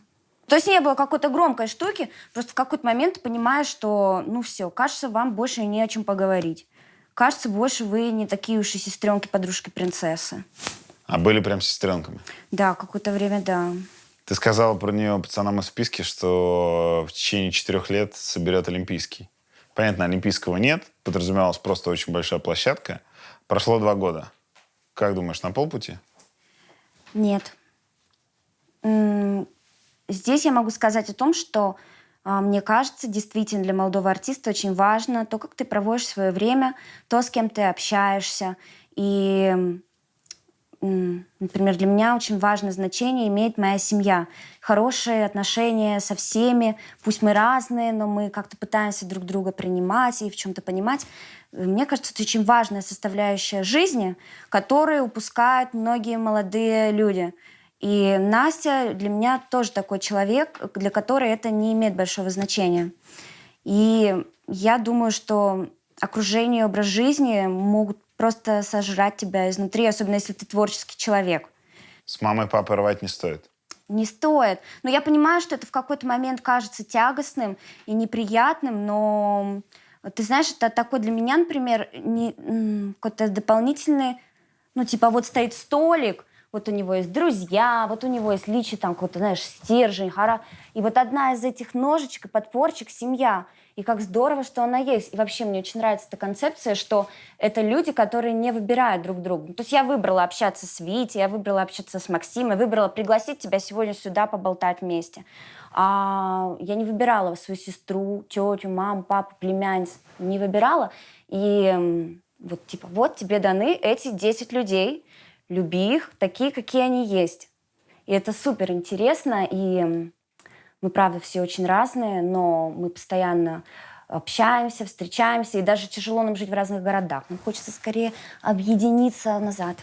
Я встречал людей, которые считают, что любовь, ну или общение внутри семьи нужно заслужить. Ты знаешь, нам в жизни и так нужно заслуживать так много. Нам нужно заслуживать доверие наших друзей. Нам нужно заслужить, чтобы тебя позвали на интервью. Нам нужно заслужить, чтобы тебе пришли на концерт люди. Должно же быть хоть какое-то место в мире, где тебе не надо ничего заслужить. И дом – отличный вариант. Юрий будет дуть, дуть будет Юрий. Ты рассказала это весной, что летом 2019 года ты была близка к тому, чтобы выйти замуж. Да. У меня было колечко на пальчике. Сейчас давай выпьем водички. Да, мальчик, с которым мы тогда встречались, жили вместе, сделал мне предложение. И я очень этого хотела на самом деле. Это как раз, знаешь, по той нашей теме, вот потому, как мне описывали мир, потому, как жили мои родители, и потому, как заканчивались все диснеевские сказки, у меня было какое-то внутреннее ощущение, что с этим браком, с этим кольцом и белым платьем придет какое-то счастье в мою жизнь, придет уверенность хотя бы в том, что человек, ну, как-то вы там привязаны друг к другу теперь, вот хоть где-то у тебя есть вот эта стабильность и уверенность хоть в чем-то. Но когда дело дошло до свадьбы... Давай уточним, это Егор Лоскутов? Да. Так. Но когда дело дошло до свадьбы, и там уже надо выбирать день, мы там уже сообщили родителям, я очень испугалась и почувствовала, что мне совершенно не нужна эта тема, что меня это все очень напрягает. Я совершенно к такому не готова. И пришлось это все снять, это все отдать. И я очень рада, что я так сделала, потому что иначе я бы просто сбежала с этой свадьбы. Так, по сути, ты избежала просто до свадьбы. Да, а я бы сбежала во время. Но я бы не смогла сказать там «да». Ну, я не смогла бы. А разве дело в женитьбе, а не в отношениях? Ты знаешь, это все в целом. Как я рассказывала, в тот период, когда мы познакомились, мне было очень небезопасно. Мне было очень одиноко, очень стрёмно. И мне нужна была такая опека, забота. И, в принципе, этот мальчик ворвался в мою жизнь, как принц на белом коне. Первое, что он сделал, это вот там: Лиз, давай номер, мы залатаем окно. Просто говори адрес и залатаем окно. И у меня еще тогда украли Инстаграм. Я из тех людей, кто пишет там, знаешь, пишет какую-то фигню тебе на почту. И ты такая: ага, да, отправляешь свой пароль. В общем, у меня украли Инстаграм. И вот он первое, что сделал, восстановил мне этот Инстаграм. Дальше очень быстро всякие путешествия, подарки, развлечения, там, решение всех вопросов, также в творческой сфере, вот это все. То есть поддержка во всем, и такая опека и забота. Но, как я и говорила, всего есть обратная сторона. И если мужчина берет роль вот этого родителя, то ты берешь на себя роль вот этого ребенка, который не всегда может самостоятельно распоряжаться там своим временем, своими желаниями, общением с людьми. И это все было супер мягко. Это все было с заботой обо мне, но у меня есть один очень хороший критерий. Когда мне хорошо и когда мне свободно, я пишу. когда есть хоть какой-то дискомфорт, который я могу даже не ощущать, но где-то на подсознании моя свобода хоть немножко ограничивается, я перестаю писать песни. Вот я перестала писать песни. Меня это очень напугало. Для меня это был критерий того, что я нахожусь не там, где нужно. И я решила отправиться, ну, типа, немножечко поменять свою жизнь, хоть это и страшно, но когда-то нужно этому научиться, иначе так всю жизнь не будешь под этой крышечкой. Хоть и очень приятно, весело, интересно, какие-то постоянные штуковины происходят, но в этом нет правды. Не углубляясь в детали отношений, мы не про это, но тебе что-то запрещали? Что значит вот под этой... Это было очень мягко, как я тебе говорю. Не было никакого там насилия или что-то такое. Ну, например, а зачем ты поедешь к маме? Ну, ты же недавно с ней общалась. Вы же недавно болтали. Ну что, может, отдохнешь, немножко посидишь? А что с Витей? А что, нельзя, например, у нас там это сделать? Надо обязательно туда ехать. Парень сильно обломался? Я просто не хочу никого обманывать. И я просто уверена, что есть масса девушек, которым очень подойдет такой вариант. Во многом это выглядело как такая мечта патриархальная. И я уверена, с кем-то он обязательно найдет свое счастье. Зачем мне мучить его? Вы общаетесь? Нет. Где-то дом. Вы тут вместе живете? Ну, как сказать, живем? Приезжаем сюда мы вместе. Вы по-прежнему просто союзники и друзья? Ну, мы точно союзники. Или нечто большее? И нечто большее тоже. А нечто большее это что? Давай, Вить, вступай. Ты смотришь взглядом, как будто зарезать хочешь там. Либо, ну, меня, понятно. Да нет. Мы долгое время были друзьями. Так. Года 2,5. Так. Но в какой-то момент, ну, как-то так вышло, что мы стали больше, чем друзья. А, вы парень и девушка? Ну, по определению полов, да. Вы встречаетесь? Нет, мы просто живем вместе. Окей, у вас романтические. Я сейчас чувствую, я сейчас, знаешь, выгляжу как будто в Следственном комитете, на допросе. У вас романтические отношения? Да. Ну, да, если нужны какие-то формальные определения. Но нам они не нужны. Да. Как прикольно. И очень без этого удобно, и очень хорошо. И, возможно, это та самая формула, которой так не хватает вообще многим в жизни. Какая формула? Ну, ты знаешь, не примерять на себя какие-то шаблоны и стереотипы, примеряя на себя названия там девушки, молодого человека, мужа, жены или чего-то еще, ты тащишь за собой кучу каких-то дополнительных обязательств, дополнительных каких-то штуковин. А это ведь не может быть правдой, потому что люди все настолько разные, и отношения все настолько разные, что, знаешь, мне кажется, даже глупо это пытаться как-то назвать.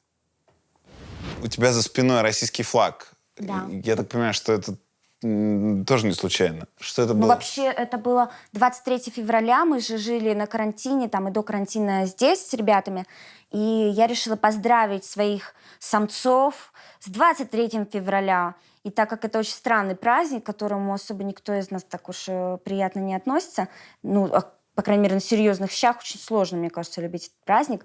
Поэтому я написала огромными буквами с 23 февраля самцы. И написал там отвага, честь, война, храбрость. Важнейшие теги мужчины. Да, тестостерон, вот это вот все. Повесила огромную золотую собаку с деньгами посередине и заказала им торты с развратными девицами, такими пошлыми-пошлыми. Прям, ну, марципанные женщины были? Нет, они были так нарисованы. А флаги зачем? Я купила 2 бутылки водки «Первак» и поставила в них флаги России. Это был такой декор у меня. Он очень долго здесь простоял. Флаг был типа вместо трубочки, как коктейль такой, да? Ну просто это, знаешь, бутылка водки используется как ваза. Им очень понравилось. А потом они очень здорово меня поздравили с 8 марта. Витя сделал для меня открытку. Ты открываешь ее, и перед тобой раскрывается женская вагина. И там торчит маленькая бумажечка. Очень такая, там, знаешь, прорисованная, из разных слоев вырезанная аппликация этой вагины. И там лежит маленькая бумажечка со стрелочкой, типа нужно потянуть. И ты вытягиваешь ее, и там имена великих женщин. Роза Паркс, Валентина Терешкова. Ты вытягиваешь, и последнее имя, ну скажи, какое. У меня сбой уже на Валентине Терешковой случился, потому что вопрос, великое ли это... Ее Витя вырезал, там как раз случилась ситуация, мы ее вырезали. Ну, в общем, последнее имя было Лиза Гырдымова. Боже, это божественно. В общем, мы любим все эти празднички, мы веселимся как можем. Витя фанат Миядзаки.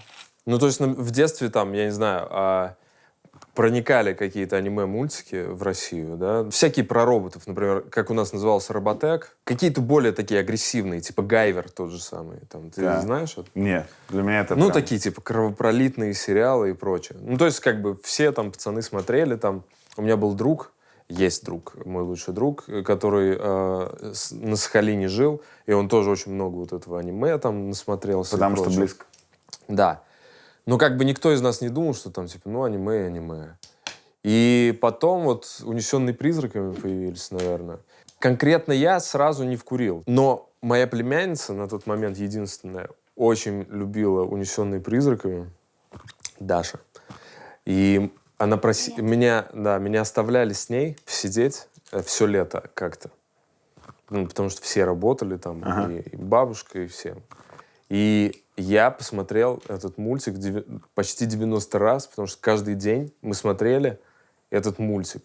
Целиком. Она просила каждый день его включить, и мы каждый день лежали с ней и смотрели «Унесенных призраками» целиком.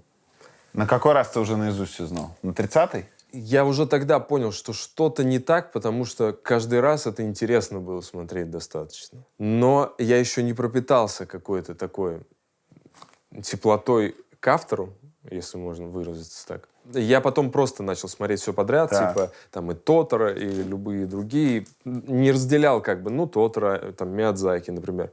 Но также там и Евангелион, там, также и Акира, также там и еще другие мультики, типа, классные. Что зацементировало? Я сходил, у меня умерла мама, и как-то очень я тяжело это переносил в целом. И я сходил на тогда еще вот в 35 миллиметров на «Ветер крепчает». Типа на языке оригинала, с субтитрами. Это был большой зал, большой экран, и я один сидел. Это была суббота. Я еще жил в Митино, я приехал к 11 в этот кинотеатр, сел там вот посреди всего зала. Наверное, потом я по Покровке шел и минут 15 просто плакал от этого мультика. На протяжении его я плакал, наверное, тоже несколько раз, но последний вот этот момент, когда там умершая жена, она ему говорит: да ладно ты там, типа, живи, просто иди живи. И вот, не знаю, как-то это очень сильно тебя пробирает, и ты потом идешь. И таких вот авторов, не знаю, как еще про него сказать, их, ну, я не знаю, их нет, наверное, которые бы к детям относились как к взрослым, а к взрослым как к детям. Который вот через всю жизнь сумел пронести вот через себя какую-то вот эту вот человеческую, гуманистическую, очень открытую к миру палитру, не знаю, ощущений, чего угодно. Валентина Терешкова. Почему вы исключили ее из списка вылезающих из этой поздравительной открытки в списке великих женщин? Как бы вот так сказать это элегантно? Ну вот как это элегантно сказать? Ну немножко она нас разочаровала, Юр. Ну разочаровала. Чем? Ну для меня ее поступок не выглядел искренним, естественным. Поступок, когда она попросила Путина... Остаться подольше. Остаться подольше. Мне это не понравилось. Почему? Потому что я не хочу, чтобы Путин оставался подольше. Почему? Потому что я родилась в 98 году и без Путина прожила пару лет. Я не помню времени без Путина. Мне было бы просто интересно, как минимум. Как же страшно звучит это. Да. Ну-ка. К горам, уделанной в хлам, иду, куда ноги ведут. Я все ненавижу, что там. Я все обожаю, что тут. Я крикну на всю эту хтонь, наречен своим областным. Я все не люблю, что не он. Я всех не люблю, кто не с ним. И даже когда его нет, а это по сути всегда, я будто ловлю его свет, летящий сквозь них города, ломающий все напролом, зовущий вернее всего. И в песне, конечно, не будет имен, помимо, конечно, его. ВКонтакте все знают, что я патриот, но даже пускай не будь им, я русский бы выучил только за то, что им разговаривал. Путин. Мы оба не носим барок, и крестики носим вдвоем. Он ТЮЗ, РЖД, он и ЗАГС, он и ЖЭК, он мир, ВВП, он любой человек. Он каждое окошко и птица, он общая наша столица. И пусть хоть попробует кто-нибудь там с высокой макушки спихнуть, развергнется русская твердь пополам, расправит медвежью грудь, чтоб не разгорелся протестный пожар, чтоб черная сила дрожала. Старейте, пожалуйста, медленный царь, и крепче держите державу. Обнять тебя хочется. Но нельзя, коронавирус. Да. Когда ты решила ее написать? Здесь, в Поляне, когда мы писали альбом. Ну, ты знаешь, эта песня, я не люблю посвящать свое творчество политике в смысле какой-то агитации. И я очень не люблю, когда искусство превращается вот в эти агитки. И здесь меня интересует этот персонаж скорее как образ, как часть нашей жизни, как часть нашей культуры. Это как Микки Маус и Мона Лиза. Это то, что реально находится с большинством, практически с каждым русским человеком. Всегда рядом Путин. В Новый год, на праздниках, на портрете в больнице у участкового врача. Это везде с нами, это безумно интересно. И очень интересно, как люди относятся к нему. Все ведь по-разному. В этом смысле это безумно интересно. И в этом смысле я люблю политику как часть культуры. Но песня, насколько я ее уловил, понятно, что я слушал пока один раз, это про безумие культа личности. Да. Про вездесущесть. Да. Ну, ты знаешь, мне что понравилось, я скидывала, в виде стихотворения это разным людям, некоторые из которых очень любят Путина и поддерживают его. В общем, эта песня понравилась людям, которые поддерживают Путина. То есть и те, и это так Скрепа? интересно. Может быть, это песня Скрепа? А кого-то вот как понять? Вот я не знаю. Объединяющая? Может быть, ты Мартин Лютер Кинг в этом смысле? Нет, это просто мы смотрим на монетку с разных сторон. Оптический обман, знаешь, вот эти приколы в интернете. И это так клево. Я так рада, что мне удалось создать такую живую штуку, которая так по-разному раскрывается в разных руках. Блин, мне так, знаешь, у меня так сердце сейчас содрогнулось, когда мы с тобой обсуждали Путина и все эти вопросы. Тебе страшно? Да. Почему? Потому что я очень хочу заниматься творчеством. Я очень хочу зарабатывать деньги, тратить их. Я очень хочу общаться со своей семьей. И мне так обидно, что мне приходится, общаясь с тобой, делать этот выбор. Типа быть искренней или... Или что? Или быть уверенной в том, что ты на следующий Новый год вернешься в свой домик с друзьями, и вы будете здесь тусить. Подожди, каким образом мягкая, веселая сатира может причинить тебе вред? Я не знаю, Юр, я уже ничего не знаю. Я уже, знаешь, это даже уже как-то ведь и не предугадать. Оно же уже происходит как-то абсолютно рандомно, и ты уже немножко не понимаешь. Это что, репрессия искусства? Ну, пожалуй, можно это так назвать. Они такие точечные, странные, и мне не нравится это ощущение незащищенности. Как бы ты ни постаралась. То есть я действительно далеко не самый политичный музыкант. Меня, правда, не интересует посещение каких-то мероприятий политических или что-то такое. Потому что у меня, во-первых, есть другой канал связи со слушателями, и в том числе на эту тему. Это какое музло? Конечно. Так. И вот это я могу, в отличие от чего-то другого. И что? Если тебе так тревожно, то представь, как должен чувствовать себя твой старший корешок и близкий друг Ваня Нойс. Человек, который гораздо конкретней, пусть и невероятно талантливо и не прямолинейно высказывается об этом. Он же не боится? Я тоже не боюсь. Хочу не бояться, Юры. Правда, все, не буду бояться. Правильно? Юр, я же ничего плохого никому не делаю. Я не злой человек. Я соблюдаю закон этой страны. Вот это у тебя борьба сейчас происходит. Да, я просто думала немного о том, что, я, конечно же, знала, что ты будешь задавать такие вопросы. Так пыталась для себя понять, как же мне на это реагировать, как же мне поступать в этом случае. И я так и не поняла, я так и не придумала, Юр. Причем здесь я буду задать вопросы? Ты написала песню про Путина. Она понравилась моей бабушке. Любой человек бы задавал эти вопросы. Я ни при чем. Я Это тебя все не ты. виню, это все я. И да, я вообще никого не виню. Просто интересно, как это все происходит в голове.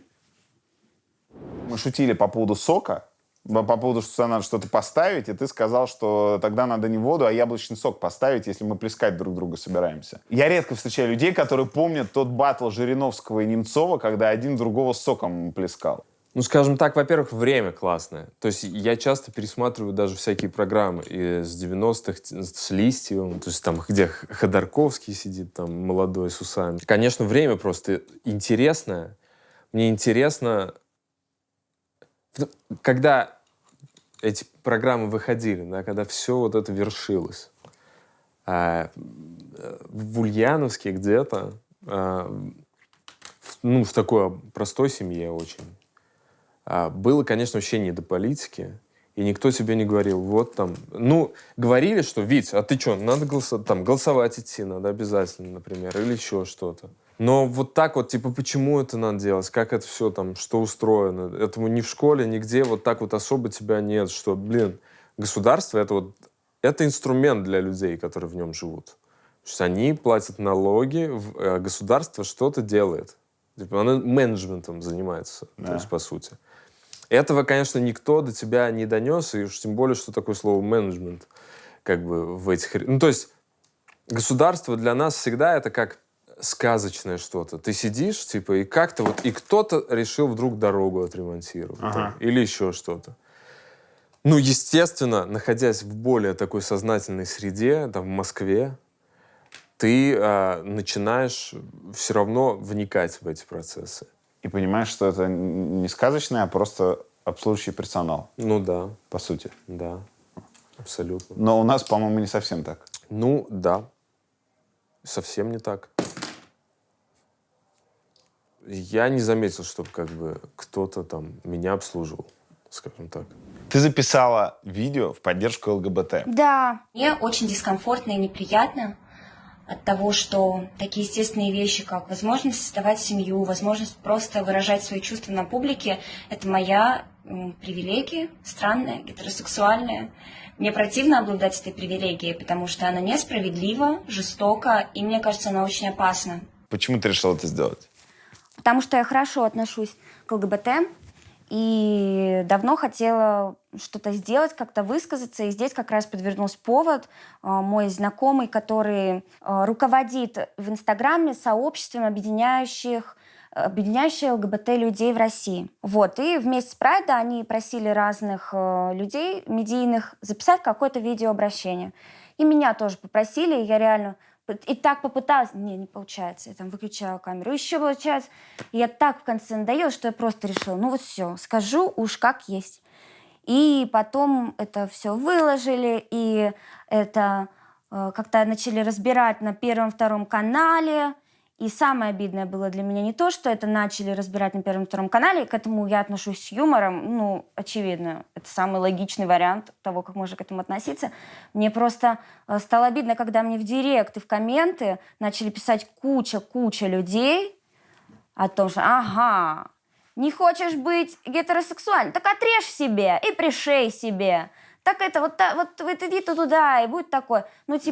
Мне было просто страшно прочитать все это и понять, что это реальные люди, которые так считают. «Отрежь себе и пришей» — это вообще-то цитата депутата Государственной Думы, Да? который комментировал твое видео, а не какого-то сумасшедшего в директе.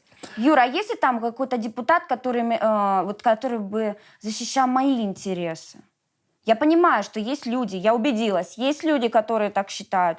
У них есть представитель. А почему у меня нет представителя?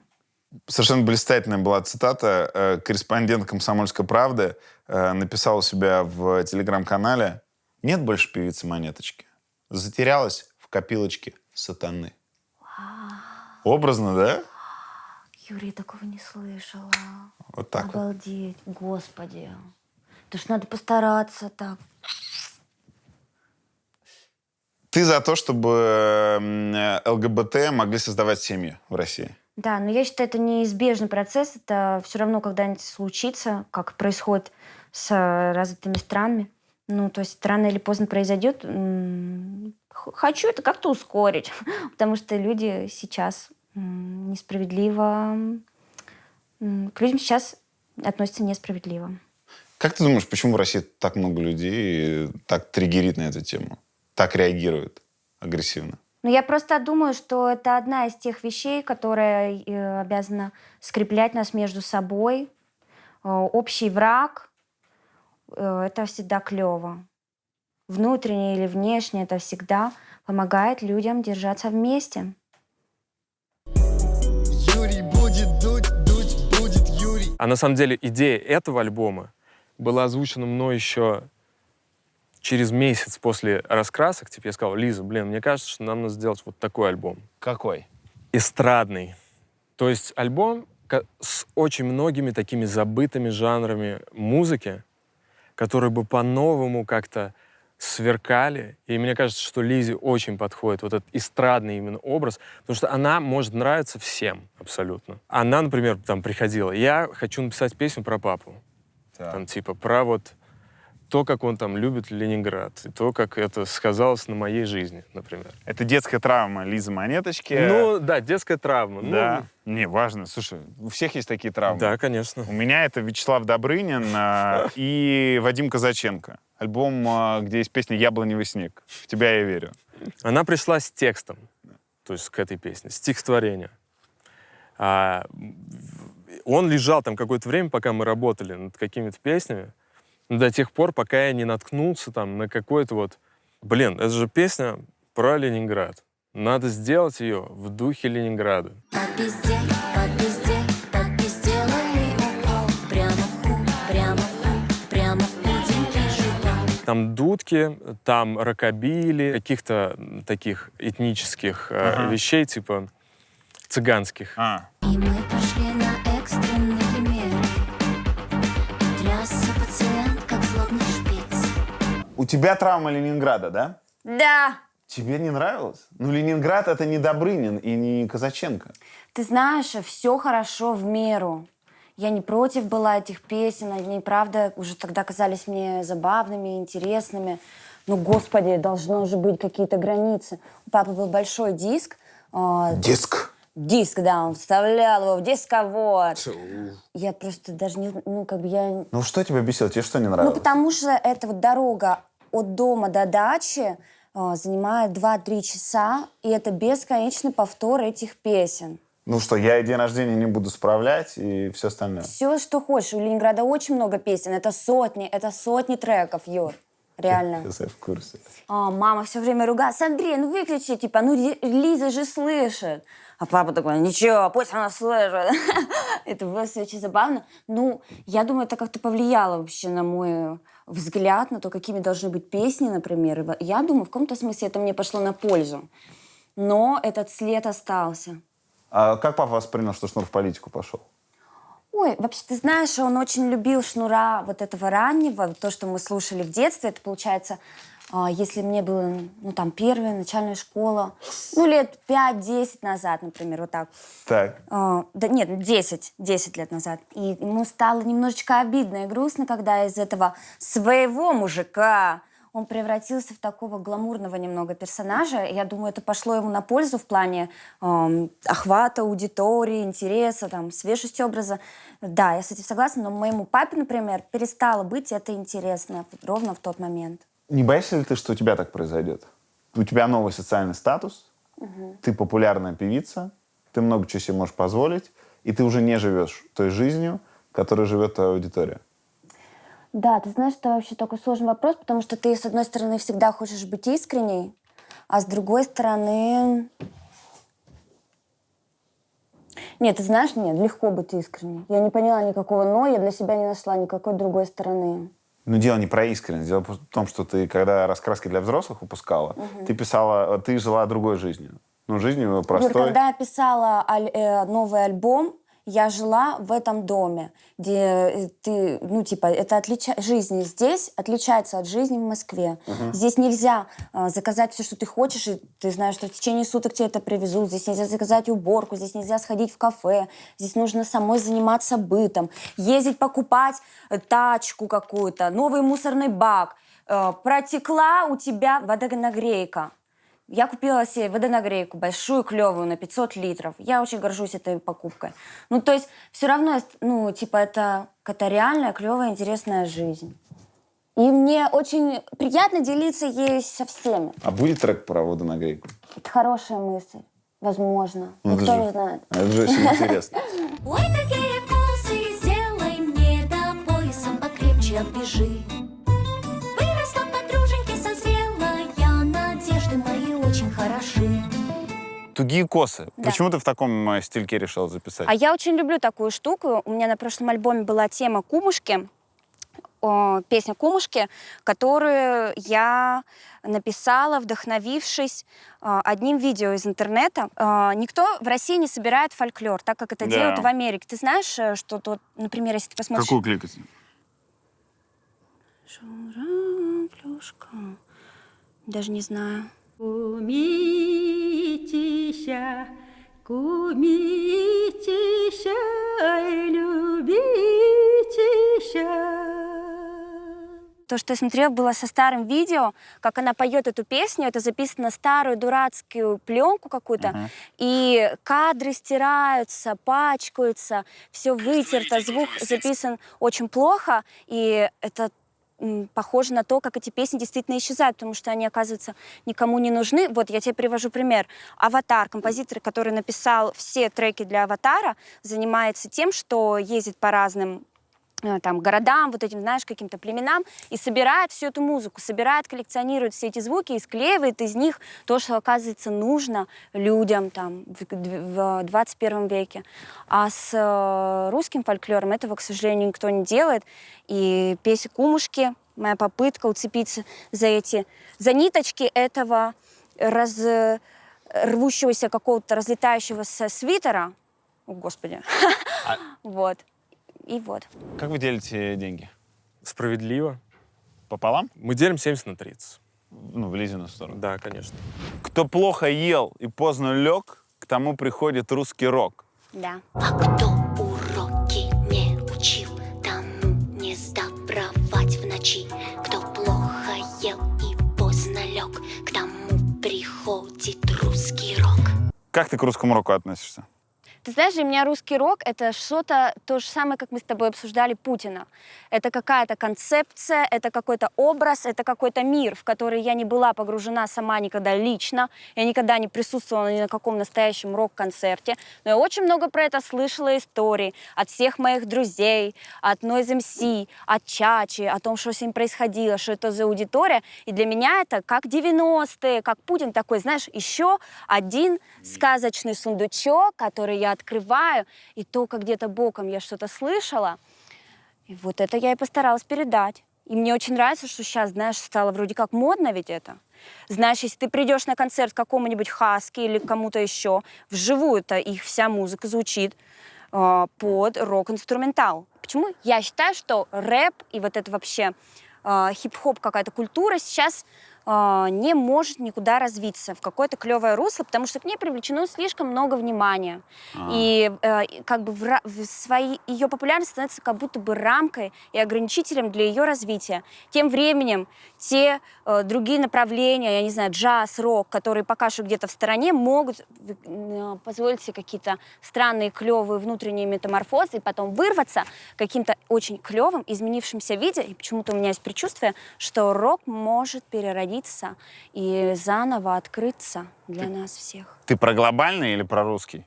Да не знаю. Про глобально, наверное. А чего бы нет? Ты знаешь, каким было для меня открытием послушать там несколько месяцев назад группу «Король и Шут» и восхититься? Я не могла... Welcome to the club!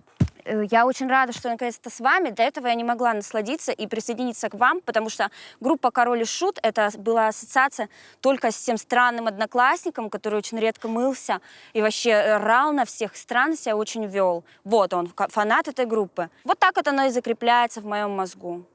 А тебе мелодии понравились, да? Мне понравились эти странные сюжеты. Это удивительная тема. Никто не пишет никакие сказки. Да. Какие-то мужики пишут реально какие-то сказки про колдунов. Это же вообще великолепно. Под кайфовую музычку. Да.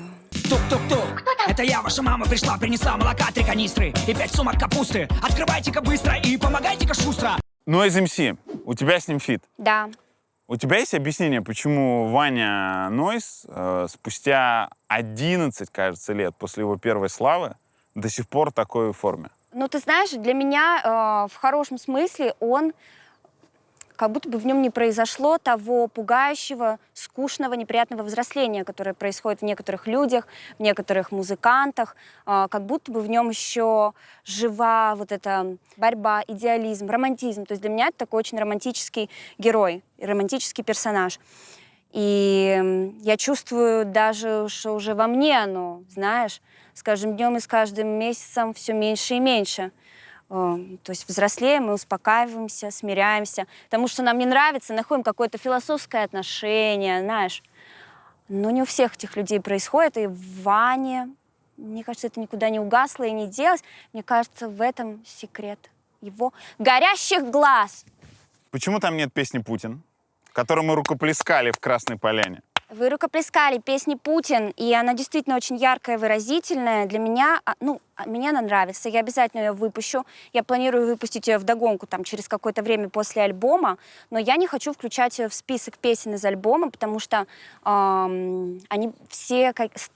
Концепцию рушит? Рушит концепцию, она очень провокативная, она очень яркая, я думаю, что она перетянет на себя все одеяло и в какую-то неправильную сторону. То есть для нас альбомчик — это такой тоненький, хрупкий мирочек, который мы так аккуратно выстраивали. Не дай бог, чтобы это было не слишком пошло, все вот так вот по деталькам вымеряли. И тут туда приходит и своим сапогом открывает дверь, эта песня про Путина, и встает туда. Вот так нам не хотелось. Поэтому мы отделили зерна от плевел и выпустим ее потом. Юрий будет дуть, дуть будет Юрий. У тебя вышел концерт. Да. Несколько вопросов. Да. Важнейших. Во-первых, откуда столько хоум-видео? Так что за белый гриб стоит, собой любуется, под вкуснейший шампиньон поганка маскируется. Послушайте внимательно. Это же просто праздник! Да. Это просто чума! Откуда? Это все мой дедушка. Он с детства готовил для меня контент. Он учился на оператора, и все наши семейные праздники он снимал. И я сейчас, когда вот мы... Твой Серега. Мой Серега, деда Вася.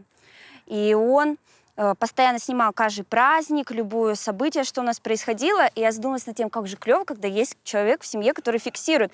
У нас же сейчас ни у кого, знаешь, нету такого, там, дядя с фотоаппаратом или там дедушка с камерой. Это как-то все исчезло и ушло, а это так здорово и так приятно. И мы купили недавно тоже себе фотоаппарат и все фотографируем. Это клево. Там есть кавер на Верку Сердючку.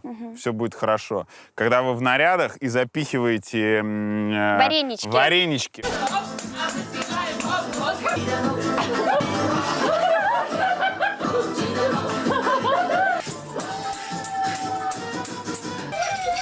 Вот, это аллюзия на Гоголя, как я понимаю. Да, это у дедушки была мечта о том, что он говорит: Таня, вот представляешь, я сегодня снился сон, вот я стою, и вареники мне сами в рот летят. И мы такие: дедуля, типа мы с детства придумывали, знаешь, каждый праздник какая-то тематика. Украинская вечеринка, цыганская вечеринка. Мы шили все эти костюмы, все эти юбки, платья, сочиняли какие-то стишочки. И вообще, знаешь, я там везде пою, а ведь это не всегда нравилось, это не всегда было уместно, а мама всегда всех ругала, говорила: так, у всех же у нас есть слово за столом, мы все можем сказать что-то.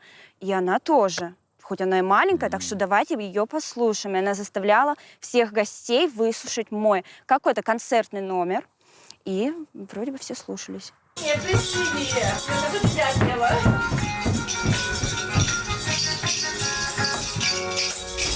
Вот Когда ты смотришь на видосы, ощущение, что у тебя другого пути, кроме того, как стать артистом, не было. Ну, для меня это никогда не было таким, и я мечтала стать учительницей. И до сих пор эта мечта как будто бы никуда не исчезла из меня. Я надеюсь, что, может быть, когда-нибудь я в каком-то виде, в какой-то форме приду к тому, чтобы заниматься этой профессией, потому что я мечтала об этом с детства. Какой ты видишь себя через 10 лет? Ой, я надеюсь, я обставлю этот домик какой-то очень клевой старинной мебелью. Может быть, у меня будет какой-то винный погреб здесь. Надеюсь, что я буду продолжать заниматься творчеством. Буду еще сильнее, еще взрослее, умнее. Как ты относишься к Земфире сейчас?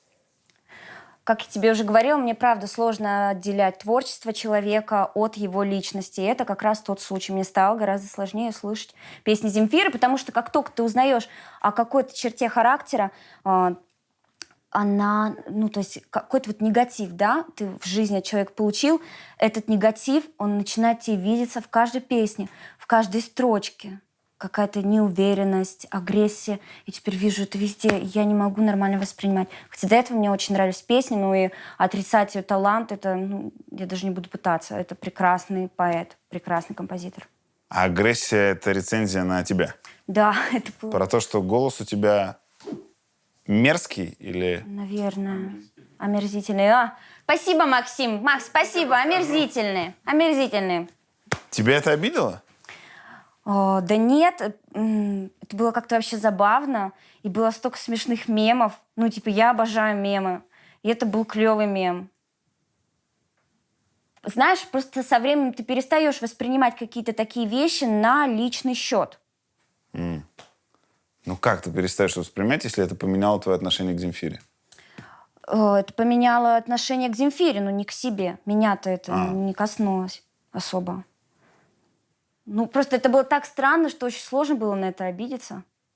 По-моему, это вообще близко к комплименту. Она же сказала, что поэзия — это весьма норм, а ну, голос и голос.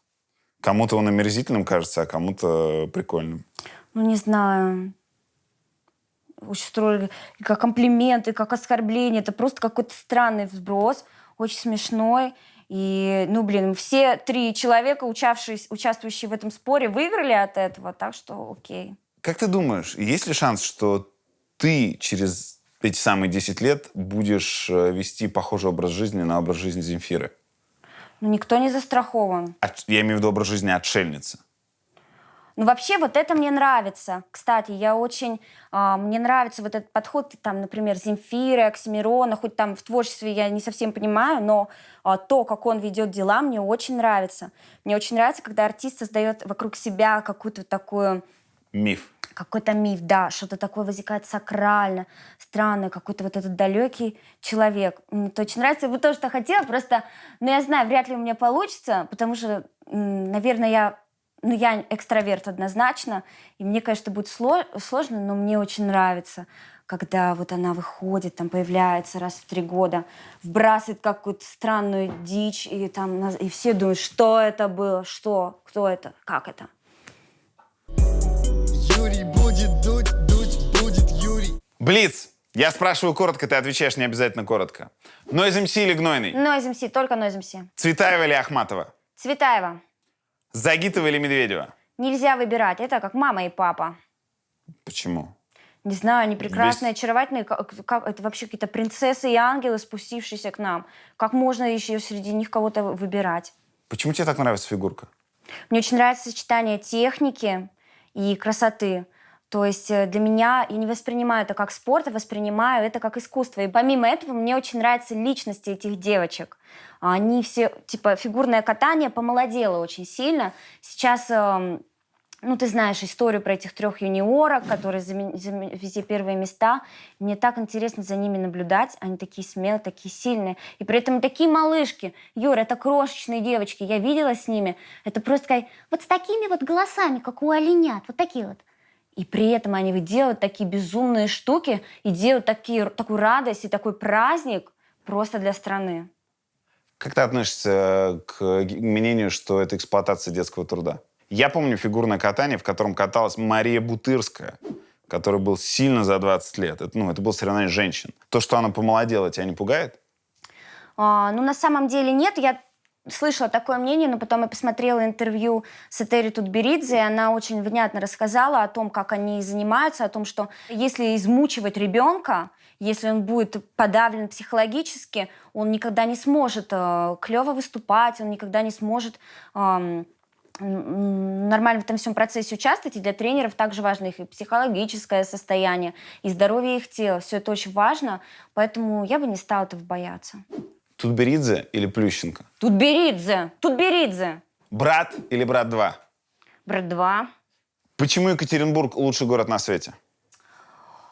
Ой, потому что в нем соединяется очарование маленького города, где очень легко добраться от одного конца до другого, где не так много каких-то заведений, ты знаешь всех официантов в своих любимых кафешках, и они не поменяются с большой вероятностью там в ближайшие годы.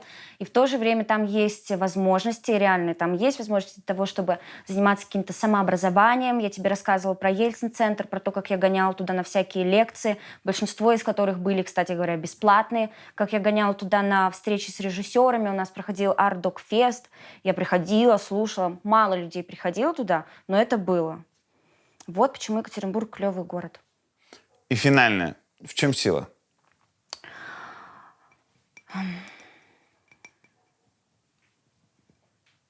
В правде, в любви, в красоте сила.